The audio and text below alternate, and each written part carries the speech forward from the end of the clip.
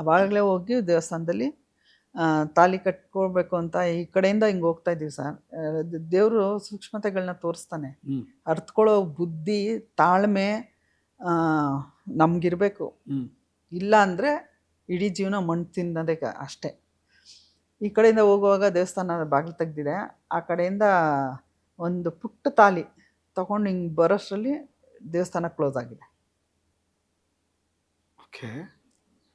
ಹಂಗೂ ಅವ್ರೂ ಅಯ್ಯೋ ಏನು ಹಿಂಗಾಗೋಯ್ತು, ಇದು ಅಪಶಕುನ ಅಲ್ವಂದರೆ, ಏನು ಅಪಶಕುನ, ಅದೊಂದು ಟೈಮಿಂಗ್ಸು ಅವ್ರು ಕ್ಲೋಸ್ ಮಾಡ್ತಾರೆ, ನೀವು ಅದನ್ನೇ ಯಾಕೆ ಮನ್ಸಲ್ಲಿ ಬನ್ನಿ ಅಂತೇಳಿ ಅಲ್ಲೇ ಕ್ಲೋಸ್ ಆಗಿರೋ ಇದ್ರ ಮುಂದೆನೇ ತಾಲಿ ಕಟ್ಕೊಂಡಿದ್ದು.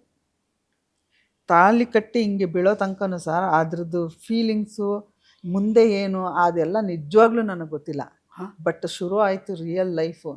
ನಮ್ಮ ಜೀವನದಲ್ಲಿ ನಾನು ಚಿಕ್ಕದ್ರಿಂದ ಏನು ಕಷ್ಟಪಟ್ಟಿದ್ನೋ ಅದೇ ಒಂದು ದೊಡ್ಡ ಕಷ್ಟ ಅಂದ್ಕೊಂಡು ಬಂದವಳು.